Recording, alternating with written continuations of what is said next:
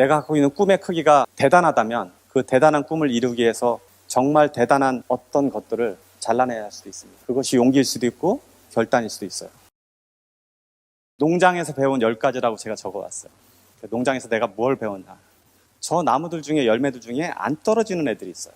끝까지 매달려 있는. 그런데 떨어진 포도들은 그 해 그 중에 일부는 나무가 돼요. 근데 나무에 저희가 보니까 가만히 들여다보니까 나무에 매달린 채로 그 열매가 나무 끝에 매달린 채로 포도나무가 된 적이 없어요. 그러니까 우리가 무언가를 이루려면 바닥에 떨어져야 되는 거예요. 땅에 숨어서 그 고통을 감내하지 않으면 열매에서 이 열매가 나무가 될 기회가 전혀 없어지는 거죠. 그래서 봄이 될 때까지도 안 떨어지고 있는 포도들이 가끔 있는데 그거를 떼어서 열어보면 다 썩어 있어요. 그런데 상당히 많은 포도가 땅에 떨어져서 그 중에 정말 일부가 나무가 되긴 하지만 그렇지만 나무 끝에 매달린 포도가 나무가 되는 경우는 한 번도 보지 못했다는 것이죠. 여러분들이 도전하는 삶을 사는 것도 똑같을 거라고 저는 봐요. 그게 제가 저 호도나무에서 보는 관점이에요. 자, 두 번째 기운. 제 농장에 가면 농장 자체를 감싸고 도는 강이 하나 있어요. 그 지형에서 강이 이 땅을 도는 이유는 뭘까요? 그게 지름길이라는 걸 알기 때문에 그래요. 강이 직선으로 흐르는 게 지름길이 아니라 그렇게 강이 도는 게 지름길이라는 걸 강은 안다는 거예요. 그 땅의 지형을 알고 있기 때문에. 그래야지 옳게 가는 거예요. 그러니까 우리가 어떤 경우에는 무턱대고 일을 하고 무식하게 도전하고 하는 것만 옳은 것도 아니고 누군가를 이해하고 감싸고 도는 것 자체가 그것이 가장 현명하게 일을 처리하는 방식일 수도 있어요. 강은 그걸 이해하고 도는 거죠. 만약에 강이 직선으로 그냥 폭포수처럼 그 대지를 휩쓸고 간다 그러면 어느 날 그 강이 없어질 거예요. 근데 강이 돌기 때문에 수백 년, 수천 년 그렇게 이어져 가는 거죠. 그래서 이런 거는 우리의 삶에서 포용력이라든지 순리라든지 이런 것을 강에서 느낄 수가 있다고요. 농사는 자연에 반하는 일이에요. 그러니까 우리가 이렇게 흔히 갖고 있는 개념이 있어요. 천연, 자연, 농사, 유기농 이런 것들은 되게 아름다운 어떤 공통점이라고 생각을 해요. 근데 사실은 그렇지 않아요. 농사는 엄청나게 자연을 해치는 일이에요. 그래서 이 관점은 좀 색다른 점을 여러분한테 제시할 수 있어요. 그러니까 나는 농사가 되게 자연과 어울리는 일이라고 보편적으로 알고 있었던 지식들이 한 번에 부서지는 걸 느껴요. 그 넓은 땅을 내가 갈아서 거기다가 참외도 심고 수박도 심고 그러는데 그 갈아버리는 순간 사실은 그 안에 있는 많은 생명체가 없어지거든요. 그리고 여러 가지가 어울려서 살던 그 풀밭이 하나의 작물로 변해버린단 말이에요. 그럼 인간이 어떤 식물을 취하기 위해서 자연을 훼손하는 일이 농사예요. 그러니까 벌레 문제부터 시작해서 잡초를 죽인다든지 아니면 거기에 나보다 오래 살고 있었던 뱀이나 개구리를 다 몰아낸다든지 이런 일을 내가 하고 있단 말이에요. 그러니까 근본적인 어떤 거가 우리가 흔히 일상적으로 알았던 것에 바꿈이 일어난다는 것을 저 용어에서 좀 가르쳐주고 싶었어요. 네 번째, 제가 농장을 인수하자마자 제일 급하게 먼저 했던 일 중에 하나가 뭐냐면 과실나무를 사다가 그 동네에 있는 과실나무를 사고 한국에서 밀수를 했어요. 나무를. 그런 나무를 다 가져다가 다 농장에다 심은 거예요. 농장에다 나무를 심으면 그 나무가 지금 막 심은 나무가 혹은 옮겨놓은 심은 나무가 일상적으로 거기서 오래 자랐던 나무보다 4배 정도의 힘이 필요해요. 내 뿌리가 튼튼하지 않으면 내가 무슨 일을 해도 다 결과가 안 나타난다고요. 그럼 우리의 삶에서 뿌리는 뭐예요? 우리의 기본적인 인간관계, 가족, 지역 사회, 친구, 그래 나의 자존감 이런 기본적인 것이 지켜지지 않으면 무언가를 열으려고 해도 열매가 열지도 않고 꽃이 피어도 인연이 많아서 이것저것 막 하는 것 같아도 실제로는 열매를 안 내는 거죠. 그게 결실을 이룰 만한 가치로 전환이 안 돼요. 그래서 여러분의 삶에서도 내가 어떤 것을 이루고 싶다 그러면 그 사람의 사고체계에서 철학체계가 나와야 돼요. 내가 왜 일을 하는지, 내가 왜 일의 가치를 느끼는지, 내가 왜 가족의 지지를 받아야 되는지 이런 가치 기준이 나온 다음에 무엇을 하면 정말 좋은 열매가 될 수 있어요. 사업도 철학체계 안에서 해야지 이 사업이 지속성이 있는 거예요. 이 일도 똑같은 거예요. 여러분 마찬가지로. 다섯 번째, 야채 중에 상추는 가장 얇은 야채예요.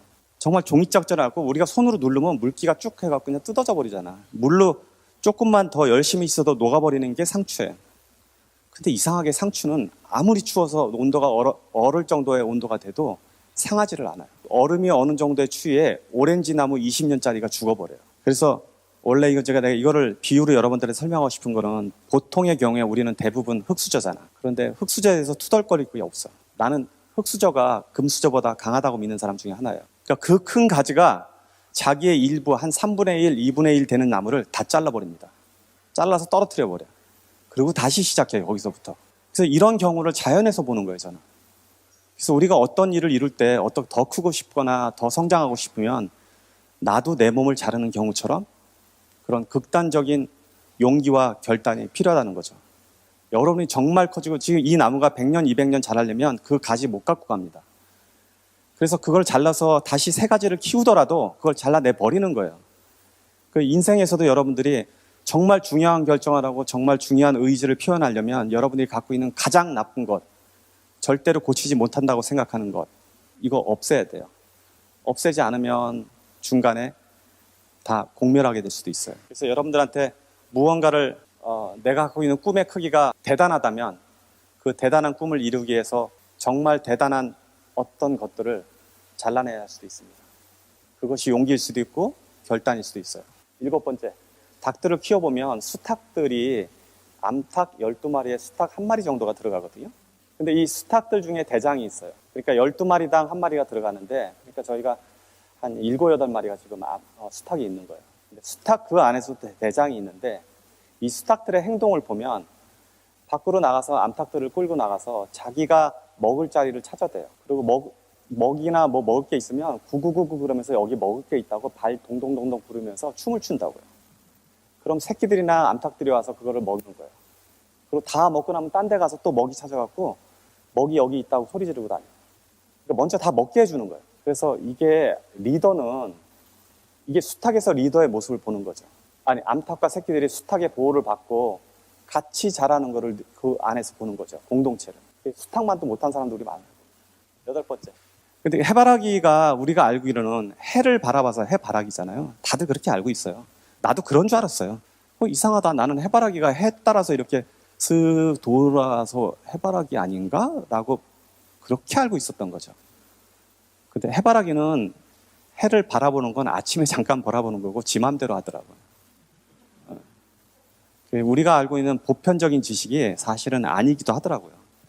우리가 평범한 사고, 평범하게 우리가 알고 있는 사고들이 생각보다 아닌 게 되게 많다는 걸 느끼는 거죠. 이 계기로. 그리고 우리가 이제 누군가를 막 바라보는 것, 이렇게 쫓아다니면서 바라보는 것, 이게 만약에 해바라기가 해만 계속 쫓아보다 바라봤다면 제 생각에는 그 해바라기가 그렇게 안 열을 것 같아요. 타거나 아니면 그 성질을 다하지 못할 거니까 적당히 하는 느낌이 드는 거예요. 적당히 바라보고 그 다음부터는 등져 있는 거지. 그래서 저는 여러분들이 이렇게 선생이라는 사람들을 찾아다니는 일 있죠. 여러분들도 지금 내가 그렇다고 해서 이렇게 온 분들 되게 많을 텐데, 혹은 멘토를 찾는 일, 이거 되게 조심해야 되는 일 중에 하나예요. 2가지 측면에서 그래요. 하나는 어쩌면 여러분들이 그 멘토나 선생보다 더 위대한 사람일 수 있어요. 단지 지금 어리거나 혹은 결과물이 아직 안 나타나 있을 뿐이에요. 그 사람들보다 더 대단한 거 수도 있는데 가치 기준이 아직 안 나타났다는 이유로 그 사람을 맹목적으로 추앙하거나 그 사람 밑으로 들어가는 경우가 종종 보여요. 그러니까 그건 되게 조심해야 될 일이에요. 그리고 더불어서 내가 하나 좋은 선생을 구하는 구별법 굳이 알려준다 그러면 내가 저 사람한테 배우면 더 배우고 싶고 그 사람한테 안착하려고 하는 의지가 더 강해지면 강해지는 사람일수록 나쁜 선생이에요. 좋은 선생은 여러분들을 내가 맨날 그렇게 표현해요. 그 사람의 어깨를 딛고 울타리를 벗어나게 해주는 사람. 이 사람이 좋은 선생이에요. 그래서 대부분의 지적 체계로 무언가를 가르치는 사람들은 다 울타리 안에 여러분들을 가두려는 의지가 강해요. 누군가에 몰입해갖고 그 사람 말만 믿는 거.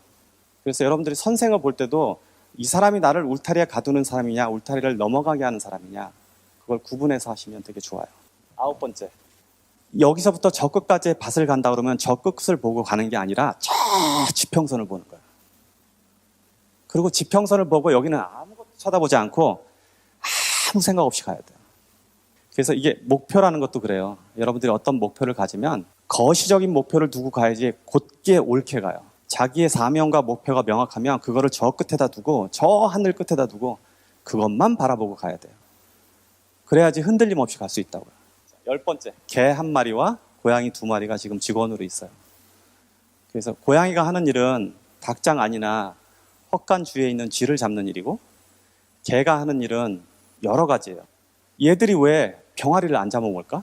병아리는 잡기도 더 쉬운데 닭을 공격하는 일도 없어요.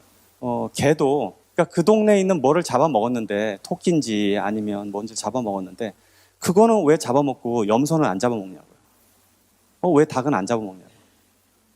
되게 신기한 거예요. 가르치지 않았는데 이 개와 고양이가 사람이 기르는 것은 구분하는 거죠. 구분해서 오히려 지들이 그걸 지켜요. 내가 그 농장에서 자면 개는 밤새 일해요. 근데 이게 신기한 게 이 개와 고양이가 자기와 함께 살고 있는 주인이 기르는 가축은 명확하게 알아본다는 일이죠. 그래서 이런 가치를 기준을 통해서 배울 수 있는 게 뭐가 있을까요? 하지 말아야 될 것과 할 것을 스스로 구분할 수 있는 능력. 가르치지 않았는데도 이거는 꼭 해야 되는 일이구나, 이거는 하지 말아야 되는 일이구나, 이런 거를 구분한다는 거예요. 특히 사업을 하던 스스로 성장하는 사람들은 이 가치 기준이 명확하지 않으면 휩쓸려집니다. 근데 우리는 일에서도, 우리 인생에서도 당연히 해야 될 것을 하지 않거나 하지 말아야 될 것을 하는 일이 아주 흔하게 일어나요. 그래서 살면서 지내보니까 농장에서 일하건 사업을 하건 이렇게 인간이 갖고 있을 수 있는 보편적인 지혜들은 거의 동일하구나 하는 생각을 하게 됩니다. 그래서 이게 제가 최근에 농장에서 배운 일이에요.